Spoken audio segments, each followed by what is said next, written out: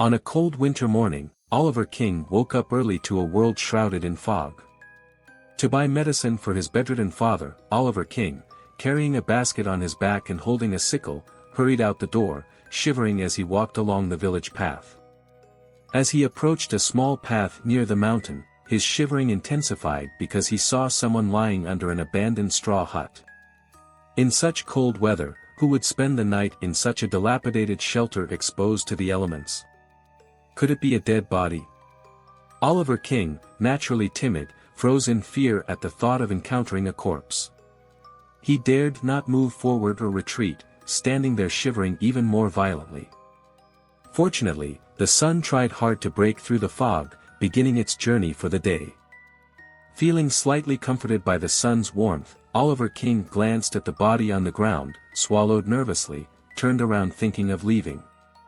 But he hadn't yet secured his father's medicine, and with hardly any money at home, he couldn't afford the expensive herbal medicine from the clinic.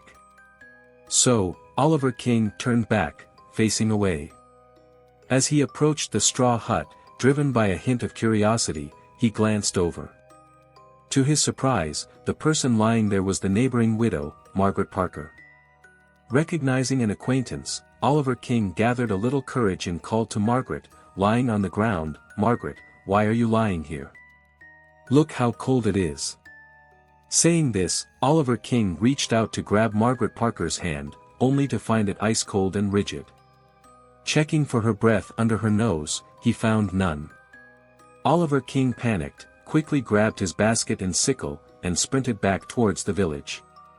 Out of breath, he reached the village entrance where the village head, just leaving Margaret Parker's house, quickly hit upon seeing someone approach. When the village head recognized Oliver King, he casually emerged and stopped the fleeing Oliver King. "I say, Oliver King, running like a mad dog first thing in the morning, what's got you in such a hurry?" Oliver King, running too fast, almost stumbled when he heard the village head. Regaining his balance, he looked terrified and told the village head, Village head, Margaret Parker's, she's breathless, down there by the broken straw hut at the foot of the mountain." The village head was taken aback. He had just spent a warm night with Margaret Parker and had only just parted ways when he heard Oliver saying Margaret was at the broken straw hut. Wondering if Oliver knew about his affair with Margaret and was setting a trap, he grew apprehensive. With a shift in expression from disdain to a smile, he grabbed Oliver King's hand saying, "Oliver King, you and I have been like uncle and nephew for over 20 years, watched you grow from a little kid into a promising young man. I've been too busy these years, never took you out for a meal. How about we go have morning tea at the fresh tea house today?" Oliver's panic subsided slightly, but he was more alarmed by the village head's irrelevant response. Being poor, the village head had never regarded him highly, let alone praised him as a promising young man. Before Oliver could comprehend the village head's unusual behavior, he kept explaining, "Village head, I really did see it. If you don't believe me, come take a look with me. It's so cold, and Margaret's been good to our family. Now that she's dead, someone has to bring her body back and take care of it." The village head was startled again, thinking Oliver found him too shabby. Normally, if someone learns of a misdeed, they'd be bribed to keep quiet, just like in the TV shows. Putting his arm around Oliver King, the village head whispered, "Let's do this, I'll buy medicine for your father and have it delivered to your house. But you mustn't speak a word of this matter, I'm going right now." Saying this, the village head hurried off, leaving Oliver King dazed for a long time, utterly confused by the whole situation. At that moment, Margaret came out of her house and called to the bewildered Oliver King, "Oliver King, who are you chatting with? What are you doing here so early in the morning?" Hearing the familiar voice, Oliver King jumped in fright. His face went pale as he pointed a trembling finger at Margaret Parker, unable to utter a single word. After a long moment, he came to his senses and, with a loud exclamation, turned around and fled back to his own house as if he were escaping from something. Margaret Parker chided him lightly, "You silly fool, did you see a ghost?" In the afternoon, when the village head came to deliver the medicine, he looked around cautiously to see if anyone was watching before stepping into Oliver King's yard, a stark contrast to his usual overbearing demeanor. He sat by the bed of Oliver King's father, sighed sympathetically, and said to Oliver King, "Dear nephew, we need to take better care of your family from now on. It's clear you are struggling. If we don't help you, I'd be less than human." Then, whispering, he added, "Don't mention that matter to anyone." With that, he got up and walked out, nervously glancing around just as he had when he arrived. Oliver King couldn't make sense of it all. He had clearly seen Margaret Parker lying there, lifeless. How could she be in her own home later? And why had the village head suddenly been so kind to him? Thinking it over, Oliver King decided to go back to investigate the small hut by the mountain. Could it be that the place was really haunted? A shiver ran down his spine. Glancing at the darkening sky, he told his father, "Dad, I'll be out for a bit, I'll be back soon." Normally very timid, Oliver King would tremble all day just at the sight of a snake. Yet, driven by some inexplicable urge, he felt compelled to find out what was going on, surprising even himself. As he approached the hut, the sky had completely darkened. From a distance, he could see a firelight flickering inside the hut and shadows moving. Focusing his gaze, he recognized Butcher Freddy, who often bullied others and had once thrown meat to a dog in front of Oliver King, calling him worse than a dog. Oliver King didn't want to call out to him, but seeing Freddy lighting a fire late at night in the broken hut struck him as odd, so he walked closer. Approaching Freddy from behind, Oliver King saw that he was warming himself by the fire, motionless. Oliver King patted him on the shoulder, "Freddy, why are you lighting a fire here so late?" Receiving no response, Oliver King's heart pounded as he stepped back a few paces, fearing a repeat of the morning scene. Then Freddy turned and said, "Come on, have another drink." He waved a drunken arm at Oliver King. Realizing Freddy was merely drunk, Oliver King felt somewhat reassured. He considered helping Freddy back to the village but, recalling Freddy's past behavior, his sense of injustice rose, and he turned back to the village. The next morning, while fetching water at the well, Oliver King encountered Butcher Freddy's wife washing vegetables. Remembering how Freddy spent the night drunk in the hut and feeling guilty for not informing his family, he cautiously asked, "Did Freddy come back? What time did he return last night?" Butcher's wife looked puzzled, taking a while to respond, "When did he come back? He had a cold and fever yesterday and didn't leave the house all day. He was in bed before dark and is still lying there now." Oliver King exclaimed, "I saw him drunk, lighting a fire in the broken hut by the mountain last night. I even spoke to him." Butcher's wife gave Oliver King a strange look, lowered her head, and walked away, muttering, "This is like seeing a ghost." Sitting by the well, Oliver King pondered over the strange occurrences. He had definitely seen him, touched his shoulder, even had a short exchange. This was truly beyond comprehension. The noon sun was a bit scorching, making Oliver King squint his eyes. As Oliver was slicing radishes into even pieces in the yard, shouts came from outside, "It's going to rain, quickly gather your things." Oliver looked up at the sky and indeed, a large dark cloud was slowly moving towards the sun, soon obscuring the sunlight. Oliver heard the continuous sound of running footsteps from outside the yard, followed by large raindrops crashing down. People working in the fields ran back home as the rain spared no mercy. Half an hour later, the sun shone brightly again across the land. Oliver felt that something was wrong, his left eye had been twitching since it started raining. Feeling uneasy, he walked to the village and then to the village entrance, noticing everyone was running out of the village. Oliver saw Charlie Brooks from the grocery store also hastening along with the crowd towards the village outskirts. Oliver called out to him, asking, "Charlie, where are you all going? Why are there so many people?" Charlie hurriedly replied as he ran, turning back, "Margaret Parker is dead, going to see." Hearing this, Oliver chased after them, "Charlie, how did Margaret Parker die?" Charlie answered, "I heard that during the heavy rain just now, everyone was rushing back, and Margaret Parker was collecting firewood on the mountain. She rushed down the mountain too fast, took a nasty fall and died right under that broken straw hut by the mountain. Oliver's heart tightened as the scene he saw that morning flashed through his mind. Indeed, Margaret Parker lay there, exactly as Oliver had seen her that morning. Oliver quietly retreated from the gathered crowd and walked back to the village, heading straight to Butcher's house. Butcher was not home, he had gone to the town to sell pork. Butcher's wife was feeding the chickens, scattering grains while imitating the chickens' cluck to herd them. Oliver stood at the entrance to their house, unsure how to start. Butcher's wife saw him, expressionlessly asking, "What?" Seeing her icy demeanor, Oliver turned to leave. After a few steps, Oliver thought better of it and turned back to say, "Tell your Freddie not to go to that small straw hut by the mountain after dark." Butcher's wife harshly threw a handful of grains at him. "You damned fool, of all the things to say, why bring up such ominous talk?" Oliver turned and ran away. Indeed, that night weeping was heard, the sound was of Butcher's wife. Butcher's body was discovered by the forest guard returning at dusk, located in the small straw hut, next to a pile of burnt-out ashes and a bottle of alcohol. The autopsy revealed that he died of acute lung cancer triggered by alcohol.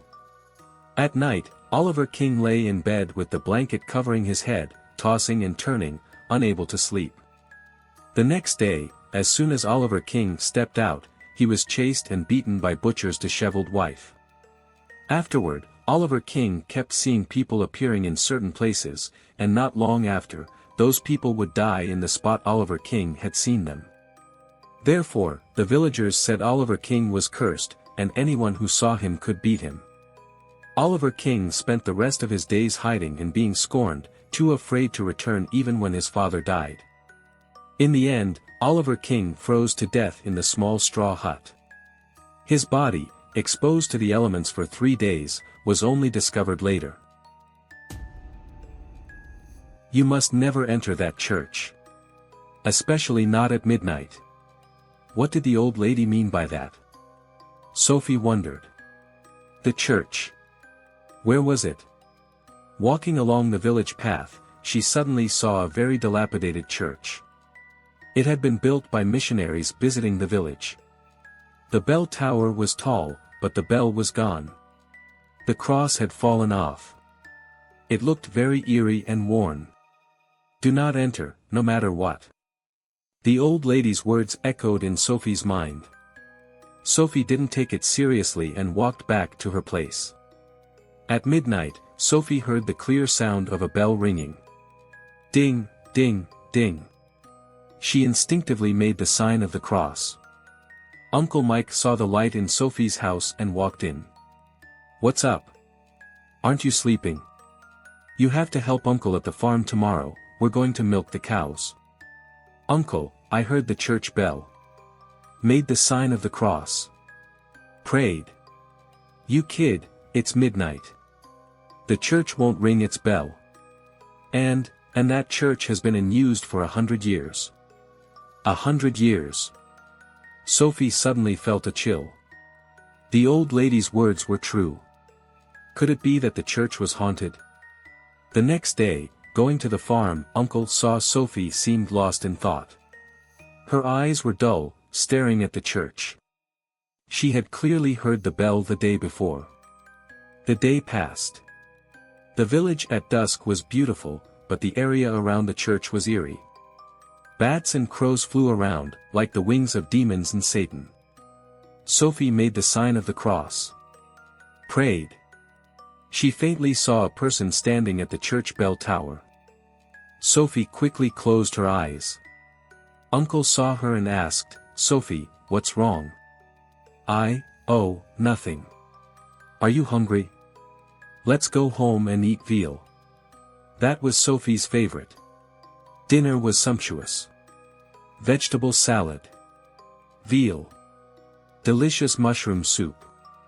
Sophie ate well. Prepared to go to bed. At midnight, she heard the bell ringing again. So strange. Then she remembered the person standing in the bell tower and quickly dove under the covers. fell asleep. The next day, she went to ask Uncle what was happening. Uncle sternly said, "Little girl, don't ask too much. I'm not a little girl anymore." "Right. I'll ask that old lady." Sophie looked for the old lady in the village but couldn't find her. Disappointed. Just when she was about to return, she saw the church door open. Curiosity is inherent in everyone. Sophie slowly approached the church. The half-opened large wooden door made a piercing noise. Inside was dark. The brave Sophie walked in. Saw the candles at the entrance. Took out her lighter from her pocket, a gift from her brother, very pretty, with a woman painted on it, and lit it. The candles lighted up. Sophie saw the interior of the church. The tall dome. Ruined seats. In front was the altar. A large cross. So dirty. Oh my gosh. Sophie scraped the dirty soil on the floor with her feet. And the broken chairs. She walked up to the altar. Opened a small cabinet. It was for storing the Eucharist. Suddenly a bat flew out. Scared Sophie a jump. She lit all the candles. The church seemed to brighten. But then she saw a terrifying scene. An old lady stood before her. "Didn't I tell you not to come in?" The old lady's nails were long. She lunged at Sophie. Sophie screamed. Grabbed the cross from her body and held it to the old lady's face.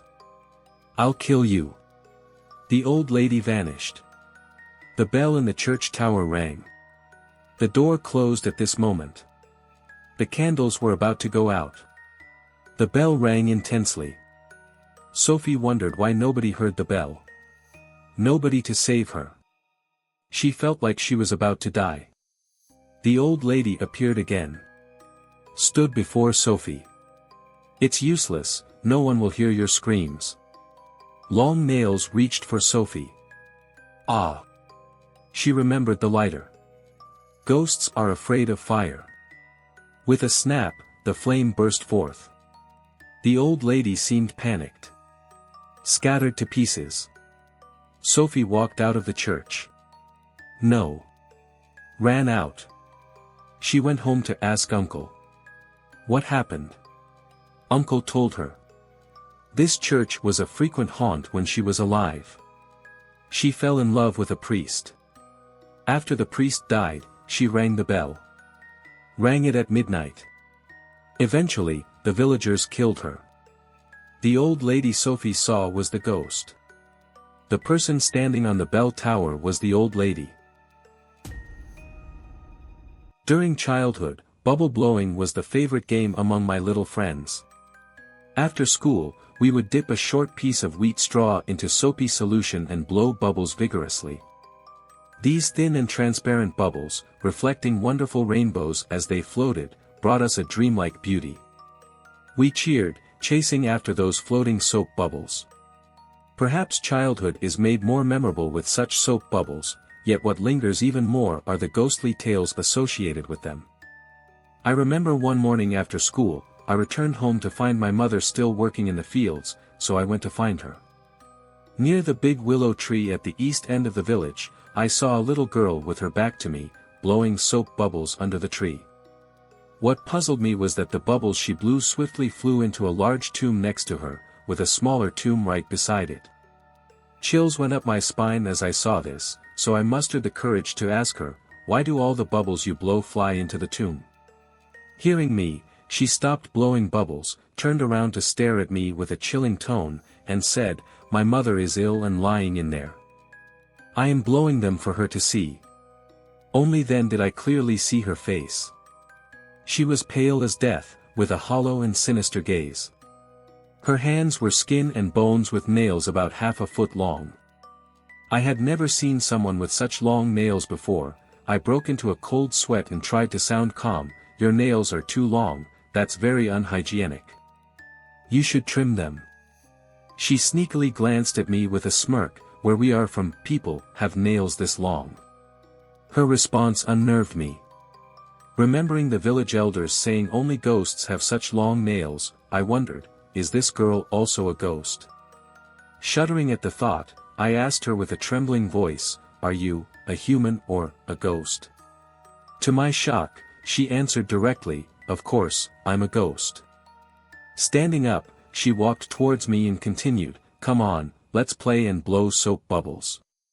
It's been so long since I've had a playmate. As she approached, I was too frightened to think of running and just stood there frozen. Suddenly, I remembered my mother saying ghosts were afraid of silver items, so trembling, I pulled out the house keys from my pocket and threw them before her. Seeing the keys I threw, she too stopped dead in her tracks, chillingly remarking, so you won't play with me either. With that, she quickly disappeared into the small tomb. Later, I found my mother and told her about the bubble-blowing girl. My mother recounted that 5 years ago, there was a widow named Ella in the village. After her husband died in a car accident, she lived with her daughter. One day, Ella fell gravely ill and was hospitalized. Her daughter stayed by her side, blowing soap bubbles to alleviate the loneliness. One day, having run out of soapy solution, the girl went to buy some soap. When she was returning to the hospital with the new soap, she was struck dead by an out-of-control truck.